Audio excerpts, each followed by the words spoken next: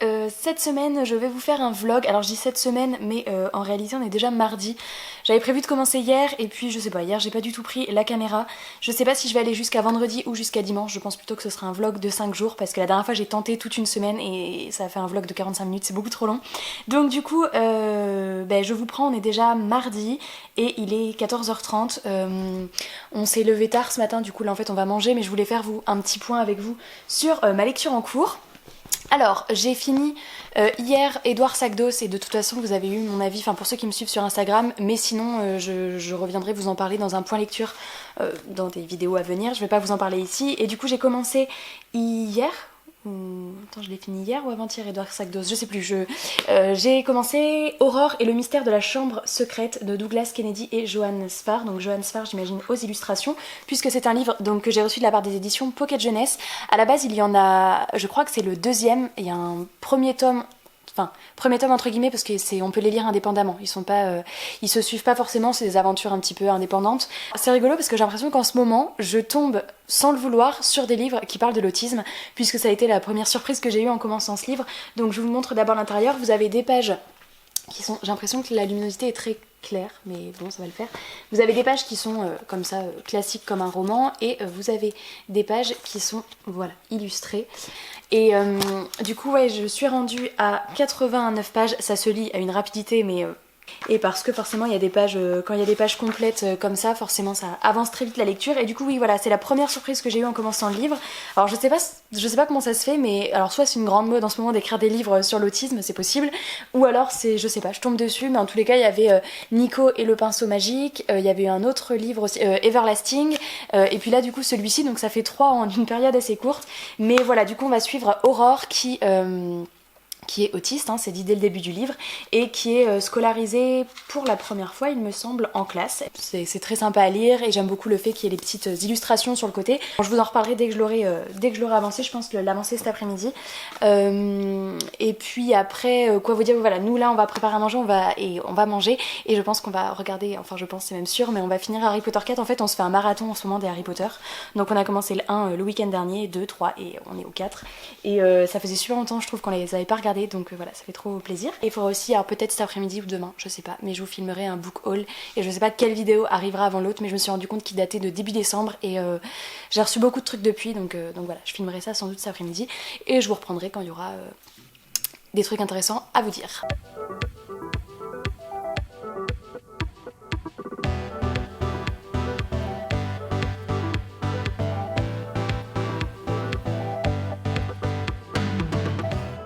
Je vous reprends, il est 4h30, on a fini de manger, bon depuis longtemps, mais c'est surtout qu'on a fini Harry Potter 4, et en fait je me suis rendu compte que je vous avais pas du tout dit le résumé, au-delà du fait qu'on va suivre Aurore qui est autiste. En fait elle a un pouvoir un petit peu particulier, c'est qu'elle arrive à lire les pensées des gens en regardant leurs yeux. Et du coup, elle aide un petit peu le commissaire de la police à résoudre des enquêtes, puisque bah, du coup pendant les comment on dit ? Interrogatoire. Merci. Pendant les interrogatoires, elle permet au moins de discerner un petit peu si le suspect dit la vérité ou s'il ment. Donc voilà, j'en suis là, et on alterne aussi parfois avec certains moments où Aurore se renferme, va un petit peu dans son univers inventé à elle, où elle est au calme et voilà, un petit peu coupée de la réalité. Donc voilà, pour l'instant, j'en sais pas plus, on démarre tout juste une enquête, et ça se lit mais tellement vite, parce que tout à l'heure je crois que j'ai lu genre 5-10 minutes et j'ai lu 20 pages. Donc voilà, moi qui lis habituellement très lentement.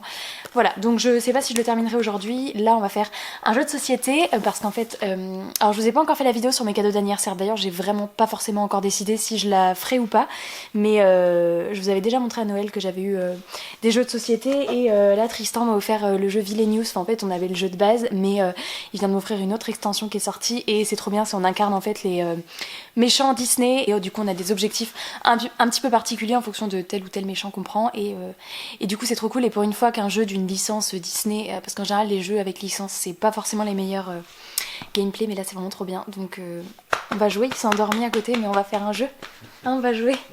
Allez, va installer le jeu, allez.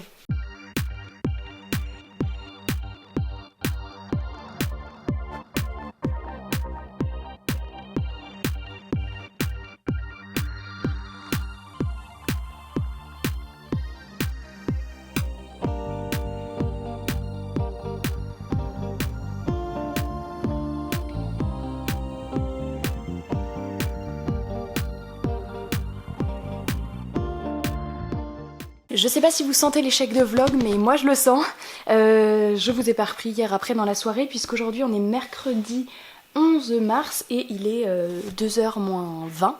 On est dans un rythme totalement décalé parce que du coup on se lève tard, on mange tard, mais un petit peu comme hier. Et puis après, voilà, l'après-midi c'est assez décalé et du coup bah forcément on se couche tard le soir. Bref, on n'arrive pas à lire tous les deux. C'est-à-dire, bon, je crois que j'ai quand même un petit peu lu par rapport à ce que je vous disais hier, puisque j'étais à la page 89 et je suis à la page 150. Donc c'est quand même bien, mais c'est heureusement que c'est un jeunesse qui se lit très rapidement et du coup je suis quasiment à la moitié. Après j'ai pas grand chose à vous en dire de plus, je vais pas vous parler pendant 1000 ans du même livre toutes les 20 pages. Voilà, j'espère le finir aujourd'hui sincèrement, parce qu'on n'arrive pas du tout à lire. Et alors moi après c'est que je joue à la Xbox, après on a fait des jeux de société. D'ailleurs normalement si j'ai réussi à faire ce que je voulais faire, je vous ai inséré les petits plans du jeu Villainous. Et du coup moi je jouais la méchante reine dans Blanche-Neige et il avait pris Hadès. Et aujourd'hui on va tester d'autres personnages, je pense que je vais prendre le docteur Facilier dans La Princesse et la Grenouille et lui je sais pas qui c'est qui va prendre. Non, je pense que je vais vous filmer du coup le book haul aujourd'hui. Alors j'attendais un truc au courrier mais ça n'en finit pas d'arriver. Je vois tout le monde qui le reçoit et du coup je pensais le recevoir aujourd'hui, vous l'ouvrir là en vlog. Mais non, ce sera pour demain je pense. On verra. Voilà, je vais me mettre à ma lecture et puis en espérant vous reprendre avec un petit peu plus de contenu dans la journée. Je vous retrouve, il est 16h20 et je viens à l'instant de terminer Aurore et le mystère de la chambre secrète. J'ai franchement trop aimé. Alors déjà comme je vous le disais au début, le principe des illustrations avec le texte, je trouve ça vraiment trop bien. Après c'est un style particulier donc je pense qu'il faut aimer, ça fait très dessin aquarelle enfant, genre les traits c'est un peu brouillon mais moi j'ai trop aimé, je trouve que ça rajoute un vrai truc à la lecture. Et je m'attendais pas du tout à ce que les thématiques abordées soient aussi hard pour du jeunesse, parce que du coup donc on va suivre Aurore qui va mener une enquête, donc elle est l'adjointe du commissaire en gros, enfin elle mène des enquêtes et l'enquête est quand même assez, enfin voilà, c'est un livre qui aborde des notions de harcèlement scolaire, de différence, handicap, tout ce qui est notion à l'adolescence, mais aussi violence à la maison, violence familiale, l'intimidation, tous ces trucs là, tout ce qui est jalousie, vengeance, voilà, je trouve que c'est quand même assez complet et du coup c'était vraiment cool. Et franchement que ce soit, ce que j'ai bien aimé aussi c'est qu'il y a comme une double lecture, c'est-à-dire que les enfants, parce que comme Aurore est autiste, il y a tout ce qui est un monde un petit peu qu'elle s'invente et où elle a un ami imaginaire, bah d'ailleurs petite ici, Aube, et du coup les enfants voient vraiment je pense un monde, oula il fait très sombre d'un coup. Les enfants peuvent vraiment voir comme un monde un petit peu parallèle où elle va se réfugier et voilà, le regard adulte où on peut comprendre que c'est comme un ami imaginaire et qu'il n'y a que elle qui le voit. Et voilà, cette double lecture est vraiment cool et du coup voilà, je conseille bien ce livre, c'était chouette. Et comme il y avait un tome 1 qui était sorti avant, je serais curieuse quand même de voir si un jour je peux tomber dessus ou d'occasion ou quoi, je suivrai de près parce que franchement c'était hyper cool à lire. Le limbago, c'est pas rigolo. Bon la péant. J'ai choisi de lire SOS Créatures Fantastiques, le secret des petits griffons. Je crois que je vous l'avais montré bah oui, dans ma vidéo mes cadeaux de Noël, puisque c'est Marine qui me l'a offert, donc ça a vraiment rejoint ma pile à lire il y a très très récemment. La paix. Du coup c'est un livre qui a rejoint ma pile à lire très récemment et... J'ai rien dit. Mais tu jettes des coups d'œil furtifs là sur ton épaule. C'est un livre qui me faisait hyper envie et que j'avais failli... Arrête de me regarder. Que j'avais failli acheter à Montreuil déjà et du coup j'étais hyper heureuse quand Marine me l'avait offert à Noël et voilà, donc je vais le commencer je pense. C'est un jeunesse donc ça se lira assez rapidement, donc publié chez Gallimard Jeunesse et écrit par Thuy-T et Carrie Sutherland. Et donc on va suivre Logan qui découvre un bébé griffon qui est caché sous son lit et en fait ça va l'emmener à une espèce de ménagerie, une réserve en fait où il y a plein d'animaux type licorne, griffon, phénix, toutes ces créatures qui sont censées entre guillemets ne pas exister. Donc voilà, ça a l'air plutôt chouette et donc je vais commencer celui-là, comme je vous dis peut-être pas ce soir, peut-être tout à l'heure, j'en sais rien en fait, je sais pas du tout si je vais lire et puis je reviendrai vers vous pour vous dire ce que j'en pense. Je vous ai tellement négligé, je vous reprends, on est le 13 mars, donc en fait j'ai pas vlogué hier, on est vendredi. Là il est donc 13h40, en réalité j'ai pas vraiment lu. Je crois que je vous disais la dernière fois que j'allais commencer ce livre, enfin je savais pas si j'allais le commencer ou pas. J'ai lu un tout petit peu hier, je suis à la page 30, donc j'ai lu genre le chapitre 1 et 2. Nous on va partir dans 3 quarts d'heure. j'ai une radio à faire, un truc des poumons et des côtes parce que j'ai une douleur, donc voilà, pour vérifier qu'il n'y a rien de très alarmant. Du coup ça va être à 14h30 et là en attendant, comme j'ai 3 quarts d'heure, je vais lire une BD. J'avoue que j'hésite entre deux, soit La boîte à musique, le tome 1, Bienvenue à Pandorian, donc de JJ et Carbone, et publié chez Dupuis. Je vous les avais montrés, de toute façon les 2 BD pour lesquels j'hésite, c'est des BD que j'ai acheté à Angoulême au salon, enfin au festival du livre, de la BD. Donc du coup ça c'est le premier, et j'hésite également avec Echo, Monde Miroir. Donc c'est le tome 2 puisque j'avais lu le tome 1 il y a une éternité, et pour me le remettre en tête suite à ces achats là, j'ai lu le 1 il y a quelques semaines et je l'ai très très bien en tête. Donc voilà, bah tu veux pas choisir pour moi, tiens, vas-y, je lis lequel.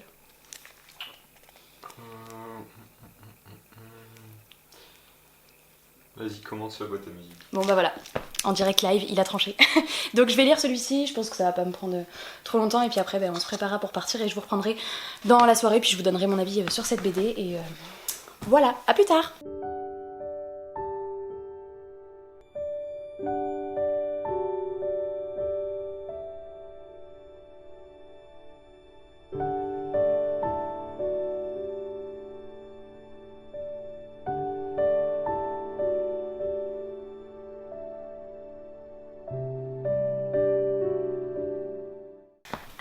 Alors, nous sommes le 15 mars, c'est ma fête. Ouais, je suis partie. La dernière fois que je vous prenais, je vous disais que j'allais lire une BD, et d'ailleurs Tristan avait choisi entre ces 2 BD, mais comme je vous reprends genre 48 heures après, finalement j'ai lu les 2. Donc j'ai d'abord lu La boîte à musique, et il y a 3 BD qui sont sortis pour l'instant, enfin 3 tomes quoi. On a les 2 autres dans la bibliothèque, mais j'ai lu que le 1, et je vais vous montrer un petit peu les planches. Hop. Typiquement le genre de graphisme que j'adore, genre c'est un peu dans les, c'est dans les mêmes teintes un peu que la couverture, hein. Il y a beaucoup de teintes et de nuances de rose comme ça, et voilà ce genre de dessin tout doudou, c'est tout rond, les personnages avec les grands yeux. Voilà, c'est un style d'illustration que j'aime beaucoup. L'histoire, alors je veux pas trop vous spoiler, mais en gros on va suivre une petite fille qui a perdu sa maman et qui reçoit pour son anniversaire une boîte à musique, et en fait elle se rend rapidement compte que cette boîte à musique peut lui faire passer un petit peu dans le monde de Pandorian, et donc elle va atterrir là-bas. Et après je vous dis pas parce que c'est une BD franchement, donc je vais pas vous résumer plus que ça vous spoilerait, mais c'était trop cool. Après je vous ai déjà fait un point avis lecture BD il y a pas si longtemps que ça, et je vous avais dit que moi c'était surtout réceptive aux illustrations et au style graphique, et après c'est le gros plus pour moi, c'est vraiment quand j'apprécie les images, et après l'histoire pour moi c'est presque secondaire dans une BD, et voilà, je me suis régalée avec les dessins. L'histoire était franchement trop chou, c'est une petite aventure, on a un peu un début et une fin, et a priori de ce que j'ai compris, les 3 tomes peuvent se lire pas indépendamment, c'est conseillé d'avoir lu le premier, mais c'est presque 3 petites histoires différentes, donc j'ai hâte de découvrir le 2e tome et de pouvoir en apprendre un petit peu plus sur le monde de Pandorian. Et du coup après j'ai lu, du coup ça c'était hier, du coup le jour où j'ai pas vlogué, j'ai lu le 2e tome de Echo, donc Monde Miroir, et donc là c'est Paris Empire. Hop, je vais vous montrer les planches aussi, c'est pas le même style, c'est celui qui a fait l'Enfeust de Troyes. L'Enfeust de Troyes. Il a écrit plein de trucs à rester. Ouais. Et c'était le même illustrateur, Barbieux? Non, les illustrateurs ils okay. C'est les scénarios qui restent. Alors, tac. Voilà. Donc là c'est quand même un peu plus adulte, hein, comme BD. On va suivre Fourmille qui à la base est dans le monde réel comme vous et moi, et qui fait un voyage en avion. Il va y avoir un espèce de crash ou d'éclair, voilà, et elle va atterrir dans un monde parallèle. Donc c'est finalement, le monde 1 c'est New York, et elle va atterrir également à New York, mais New York un peu en mode fantasy avec des dragons à la place des avions, plein de créatures fantastiques. Il y a pas tout ce qui est nouvelle technologie, les téléphones, la télé, tout ça, ça n'existe pas. Voilà, on est vraiment dans un univers parallèle, un New York parallèle, mais en monde un petit peu fantasy. Et là donc c'est le 2e tome qui se passe à Paris. Alors je veux pas vous donner la thématique principale parce que c'est vraiment une grosse surprise dans le tome 1 et qu'on retrouve également dans ce tome 2, mais je peux pas vous dire concrètement l'intrigue principale parce que c'est pas du tout marqué dans le résumé et je veux vraiment pas vous spoiler avec ça, mais c'est un truc que j'adore, et du coup je suis trop curieuse de lire le tome 3 pour voir encore pour approfondir justement cette thématique. En tous les cas, j'adore les planches, j'adore l'originalité de l'univers qui a été inventé. C'est trop cool. Par contre, voilà, il y a des scènes où on voit notamment, je pense, des nanas à poil, enfin voilà, un petit peu ce qui se fait dans la fantasy avec notamment l'héroïne principale qui a quand même une sacrée paire. Donc du coup voilà, c'est pour ça que je dis que c'est un peu plus adulte, c'est-à-dire qu'un enfant de 10 ans, je sais pas. Voilà, mais en tous les cas, c'est vraiment cool et nous on a 2 autres tomes dans la bibliothèque, donc j'ai très hâte de continuer. J'ai lu ces 2 BD et j'ai avancé un petit peu dans ma lecture en cours. Je peux pas vous en dire grand-chose puisque je suis à la page 68. Donc voilà, j'ai lu juste ça. Là je vais y lire encore un petit peu. De toute façon j'ai décidé peut-être de prolonger le vlog. Je sais pas jusqu'à quand. Ce sera pas un vlog d'une semaine, ni de 2. Je sais pas, je l'arrêterai un jour. Mais je ferai en fonction du contenu, si j'ai beaucoup de choses ou pas, pour pas que ce soit trop long. Mais en tous les cas voilà, je vais lire un petit peu et je vous reprendrai plus tard. Vous êtes sur le dos de Tristan. Non, sur l'épaule de Tristan. Tu bouges pas hein. Rigole pas. Il est triste. Oh, mais ça va pas. Tu as un support absolument parfait. Alors nous sommes le 17 mars et il est presque 18h, donc on est mardi. Vous n'êtes pas sans savoir que maintenant il y a le confinement, donc je suis plus vraiment en arrêt de travail, mais voilà, on reste à l'appartement, donc j'ai un petit peu prolongé le vlog. Je sais pas jusqu'à quand il durera, mais je pense que je l'arrêterai. Ce sera un vlog d'une semaine et demie, je vais pas finir la semaine. Alors je sais plus trop ce que je vous disais aux dernières nouvelles, je crois que je vous parlais de 2 BD et que j'avais commencé ce livre là. Alors du coup il me reste presque plus rien, il me reste 60 pages. Donc de SOS Créatures Fantastiques et je pense le terminer là cet après-midi ou enfin ouais si je pense le terminer ce soir, donc je vous reprendrai pour vous en parler. Du coup donc on va suivre Logan qui va découvrir un petit peu la ménagerie qui est un endroit où il y a plein de créatures fantastiques et du coup c'est plutôt cool parce qu'ils vont partir à la recherche de 6 bébés griffons qui ont disparu et donc c'est un petit peu toute l'enquête pour les retrouver avec une menace un petit peu plus importante qui pèse sur les griffons et où ils doivent se dépêcher du coup de les retrouver. Ça se lit très bien, par contre le seul truc qui m'embête et où après ça gâche pas non plus ma lecture mais je me dis c'est dommage, c'est que je m'attache pas franchement aux griffons. Alors que ils ont quand même un rôle assez important. En plus l'auteur leur a donné la parole, enfin ils peuvent parler donc voilà on pourrait s'attacher à eux et je sais pas, je les trouve insupportables donc c'est un peu le truc qui me fait dire j'aurais eu envie de les trouver méga cute et c'est pas le cas donc voilà. Après je sais pas si c'est fait exprès, si c'est l'auteur qui veut ça ou pas, je sais pas si on continuera de les suivre dans le tome 2, ça gâche pas du tout ma lecture mais je me dis juste on les suit quand même pas mal et ils m'insupportent un peu. Bon voilà, c'est juste ça. Sinon c'est vraiment cool. Il y a pas mal de mystères encore. D'ailleurs, ce que je savais pas en commençant le livre, mais j'ai vu à la fin du livre qu'il y a le tome 2 donc qui va sortir, ça je le savais puisque je vais le recevoir de la part de Gallimard, mais qu'il y a également le tome 3 qui va sortir en 2020, donc c'est hyper rapproché. Donc ça c'est cool parce que je pense que c'est une trilogie et du coup les 2 tomes devraient être publiés cette année. Et autre chose aussi qui est méga cool à la fin du livre, que j'avais pas vu non plus en le commençant, c'est qu'à la fin il y a Guide des créatures fantastiques, vous avez un truc comme ça qui recense toutes les créatures que vous croisez dans le livre, un petit peu comme un bestiaire, et du coup c'est méga cool, donc voilà. Bon il me reste une 60aine de pages, donc je vous en reparlerai plus tard quand je l'aurai terminé, et je viens également vous parler d'Olive que j'ai reçu hier des éditions Dupuis. J'ai eu hyper peur parce que je voyais tout le monde le recevoir sur Instagram, et du coup avec le confinement je me suis dit je vais pas le recevoir, ça va être bloqué, je suis désolée ma tête est coupée, je vais pas le recevoir, ça va être bloqué voilà avec les postes qui commencent à fermer tout ça, et non je l'ai reçu donc j'étais hyper contente. On va suivre Olive qui est dans une école et même dans un pensionnat et qui d'ailleurs ils le disent dans le résumé, a une vie intérieure très intense et au début c'est complètement what the fuck, c'est à dire qu'on alterne entre sa vie de tous les jours et les moments où elle se met dans sa bulle et où elle se crée un petit peu un univers complètement à elle en fait, une bulle où elle est bien, où elle se ressource. Je sais pas si là encore c'est ma déformation professionnelle qui veut voir de l'autisme là-dedans ou si c'est purement une dimension fantastique qui fait que voilà il y a des choses qui se passent dans son elle intérieur, mais en tous les cas je pense que c'est le genre de BD qu'on peut interpréter un peu de manière différente en fonction du lecteur. J'ai vraiment mais adoré cette BD, en fait je m'attendais pas du tout à ça et la fin nous laisse sur un truc où on se dit il faut le tome 2. Ce que j'ai vu c'est que il y a 4 tomes de prévus, un par an. Le tome 2 va arriver en fin d'année 2020, puis après fin d'année 2021, puis fin d'année 2022. Donc il va falloir être patient, mais c'est ce que je disais sur Instagram, j'ai rarement été aussi embarquée par un univers de BD aussi rapidement. Voilà, dans les BD il me manque souvent le truc qui me fait rapprocher du coup de cœur parce que voilà, les personnages on n'a pas forcément trop le temps de s'y attacher à fond et tout ça. Et là c'est une des rares BD qui m'a embarquée si rapidement et ouais de manière vraiment, enfin j'ai franchement adoré. Les graphismes sont hyper beaux, je vais vous montrer les premières planches. Bon, hop. Voilà, donc un peu dans des teintes comme la couverture, hein, dans des teintes très bleues. Et voilà, ça aborde des notions un petit peu là aussi comme le harcèlement scolaire, l'amitié, la différence. Et j'ai hyper hâte de voir ce que le tome 2 va contenir parce que franchement c'était génial. Je veux pas vous en dire plus parce que c'est une BD qui est assez mystérieuse quand même et où on comprend vraiment vers la fin un peu les enjeux de cette BD. Donc voilà, c'est un truc que je vous invite vraiment à découvrir. Mais c'était trop bien.